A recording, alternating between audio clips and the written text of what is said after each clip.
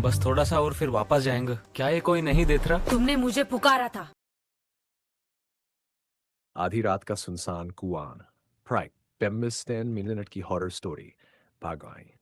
दोस्तों, आज मैं आपको एक ऐसी सच्ची जैसी लगने वाली डरावनी कहानी सुनाने जा रहा हूं जिसे सुनने के बाद शायद आप कभी भी आधी रात को अकेले बाहर निकलने की हिम्मत नहीं करेंगे। यह कहानी है रवि नाम के एक लड़के की। रवि शहर में रहता था, लेकिन गर्मियों की छुट्टियों में अपने गांव आया हुआ था।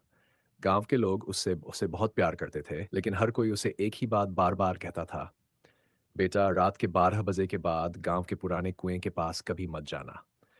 रवि हंसकर कहता, आज के जमाने में भूत प्रेत जैसी कोई चीज नहीं होती। गांव के बुजुर्ग सिर्फ मुस्कुरा देते, जैसे उन्हें पता हो कि सच क्या है। एक रात रवि अपने दोस्तों के साथ बैठा था। तभी एक दोस्त बोला, अगर सच में नहीं डरते तो आज रात 12 बजे पुराने कुएं तक जाकर दिखाओ। रवि ने बिना सोचे हाँ कर दी। रात के ठीक 12 बजे वह अकेला टॉर्च लेकर घर से निकल पड़ा। पूरा गांव सो चुका था। रास्ता बिल्कुल सुनसान था। हवा चल रही थी और पेड़ों की परछाया जमीन पर अजीब आकृतियां बना रही थी। चलते तेरे भी पुराने कुएं के सामने पहुंच गया। कुआं बहुत पुराना था, उसकी दीवारों पर काई जमी हुई थी। आसपास घास उगी थी और ऐसा लग रहा था जैसे कई सालों से वहां कोई आही न हो। रवि धीरे धीरे कुएं के पास गया और अंदर झांका। नीचे सिर्फ अंधेरा था। वह मुस्कुराया और बोला, यही है वो जगह जिससे पूरा गांव डरता है। इतना कहते ही उसे ऐसा महसूस हुआ जैसे किसी ने बहुत धीरे से उसका नाम लिया। रवि वह तुरंत पीछे मुड़ा, लेकिन वहां कोई नहीं था। उसने सोचा शायद उसका वहम होगा। वह वापस कुएं की तरफ देखने लगा। इस बार उसे ऐसा लगा जैसे कुएं के अंदर कोई सफेद साया खड़ा हो। रवि ने आंखें मली। साया गायब हो चुका था। अब उसके चेहरे की मुस्कान भी गायब हो चुकी थी। वह वापस लौटने के लिए मुड़ा ही था कि उसे महसूस हुआ उसके पीछे कोई खड़ा है। उसने हिम्मत करके धीरे धीरे पीछे देखा, और जो उसने देखा उसे देखकर उसके पैरों तले जमीन खिसक गई। एक औरत सफेद साड़ी में, चेहरा पूरी तरह बालों से ढका हुआ, वह बिना हिले रवि को देख रही थी। रवि डर के मारे पीछे हटने लगा, लेकिन तभी वह औरत अचानक गायब हो गई। रवि ने राहत की सांस ली, लेकिन अगले ही पल उसी औरत की आवाज उसके बिल्कुल कान के पास सुनाई दी। अब तुम यहां आ ही गए हो तो वापस नहीं जा पाओगे। रवि जोर से चीखा और पूरी ताकत से गांव की तरफ भागने लगा, लेकिन उसे आधी बिल्कुल रात का अंदाजा नहीं सुनसान था कुआं कि असली भाग डर द अब रवि पूरी पूरी ताकत से भाग रहा था। अगर आप चाहें, उसे लग रहा था कि कोई उसके बिल्कुल पीछे दौड़ रहा है। उसने एक बार भी पीछे मुड़कर देखने की हिम्मत नहीं की। कुछ देर बाद वह गांव के पास पहुंचा।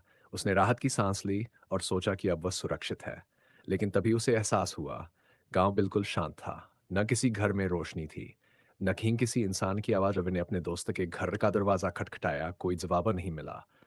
उसने जोर जोर से आवाज लगाई, फिर भी कोई बाहर नहीं आया। उसी समय उसे पीछे से किसी के रोने की आवाज सुनाई दी। सड़क के बीचों बीच वही सफेद साड़ी वाली औरत खड़ी थी। इस बार उसके बाल धीरे धीरे हटने लगे। उसका चेहरा देखकर रवि की चीख निकल गई। उसकी आंखें पूरी तरह काली थीं और चेहरे पर डरावनी मुस्कान थी। औरत धीरे धीरे उसकी तरफ बढ़ने लगी। भागते भागते वह आगा के मंदिर तक पहुंच गया। उसे लगा कि मंदिर में जाकर वह हज जाएगा, लेकिन मंदिर का दरवाजा बंद था। रवि जोर जोर से दरवाजा पीटने लगा। अचानक पीछे से वही आवाज आई, कोई तुम्हें नहीं बचा सकता। रवि ने कांपते हुए पीछे देखा। औरत अब उससे कुछ ही कदम दूर थी। रवि ने आंखें बंद कर लीं। कुछ पल बाद उसने धीरे धीरे आंखें खोली। औरत गायब थी। उसे लगा कि शायद सब खत्म हो गया, लेकिन आधी रात का सुनसान कुआं भाग द रवि पूरी ताकत से भाग रहा था। उसे लग रहा था कि कोई उसके बिल्कुल पीछे दौड़ रहा है। उसने एक बार भी पीछे मुड़कर देखने की हिम्मत नहीं की। कुछ देर बाद वह गांव के पास पहुंचा। उसने राहत की सांस ली और सोचा कि अब वह सुरक्षित है, लेकिन तभी उसे एहसास हुआ गांव बिल्कुल शांत था। न किसी घर में रोशनी थी, न कहीं किसी इंसान की आवाज। रवि ने अपने दोस्त के घर का दरवाजा खटखटाया, कोई जवाब नहीं मिला। उसने जोर जोर से आवाज लगाई, फिर भी कोई बाहर नहीं आया। उसी समय उसे पीछे से किसी के रोने की आवाज सुनाई दी। सड़क के बीचों बीच वही सफेद साड़ी वाली औरत खड़ी थी। इस बार उसके बाल धीरे धीरे हटने लगे। उसका चेहरा देखकर रवि की चीख निकल गई। उसकी आंखें पूरी तरह काली थीं और चेहरे पर डरावनी मुस्कान थी।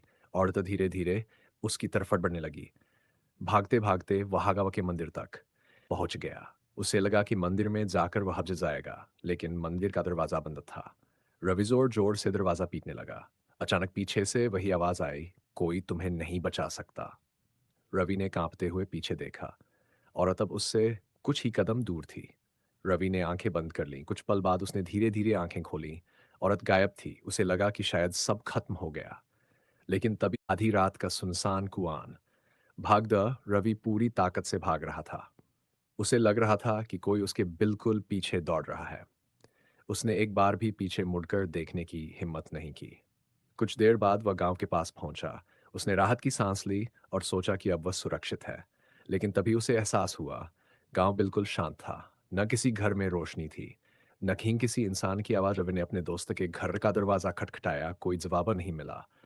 उसने जोर जोर से आवाज लगाई, फिर भी कोई बाहर नहीं आया। उसी समय उसे पीछे से किसी के रोने की आवाज सुनाई दी।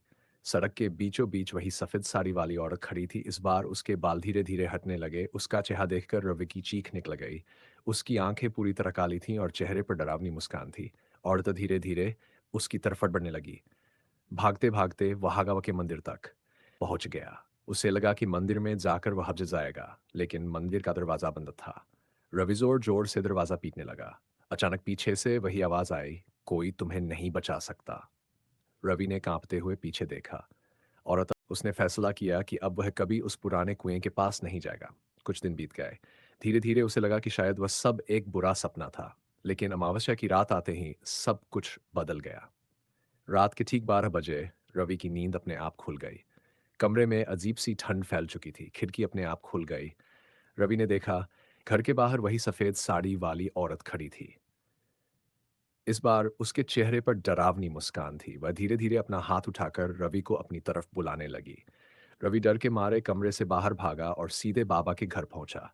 बाबा पहले से ही जाग रहे थे। उन्होंने पता था वह आज जरूर आएगी। बाबा रवि को लेकर पुराने कुएं के पास पहुंचे। पूरा इलाका अजीब सन्नाटे में डूबा हुआ था। जैसे ही वे कुएं के पास पहुंचे, जमीन कांपने लगी। कुएं के अंदर से तेज हंसी सुनाई देने लगी। धीरे धीरे वही औरत कुएं से बाहर निकल आई। उसकी लाल आंखें सीधे रवि को घूर रही थीं। बाबा ने प्रार्थना शुरू की। कुछ देर तक सब शांत रहा। फिर औरत जोर से चीखी। उसका चेहरा बदलने लगा। वह गुस्से में रवि की तरफ दौड़ी। रवि डर के मारे पीछे हट गया।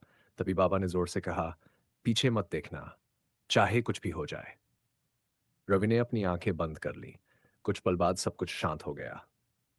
जब उसने धीरे धीरे आंखें खोली तो वहां न बाबा थे, न वह औरत, और न ही पुराना कुआं। जैसे वहां कभी कुछ था ही नहीं। रवि किसी तरह गांव लौट आया। अगले दिन उसने गांव छोड़ दिया। उसने कभी उस गांव की तरफ वापस जाने की हिम्मत नहीं की। लेकिन कुछ महीनों बाद उसके मोबाइल में एक पुरानी तस्वीर अपने आप दिखाई दी। वह तस्वीर उसी रात की थी, जिस रात वह कुएं के पास गया था। तस्वीर में रवि अकेला नहीं था। उसके ठीक पीछे वही सफेद साड़ी वाली औरत मुस्कुरा रही थी। रवि घबराकर मोबाइल नीचे गिरा देता है। जब वह मोबाइल उठाता है तो तस्वीर गायब हो चुकी होती है। आज तक किसी को नहीं पता कि वह औरत सच में चली गई या आज भी किसी ऐसे इंसान का इंतजार कर रही है जो आधी रात को उस सुनसान कुएं के पास जाने की गलती कर दे। अगर आप कभी रात के अंधेरे में किसी सुनसान जगह से किसी को अपना नाम लेते हुए सुने तो पीछे मुड़कर मत देखिए, क्योंकि हो सकता है कोई आपके लौटने का इंतजार नहीं, बल्कि आपको अपने साथ ले जाने का इंतजार कर रहा हो। समाप्त। आधी रात का सुनसान कुआं।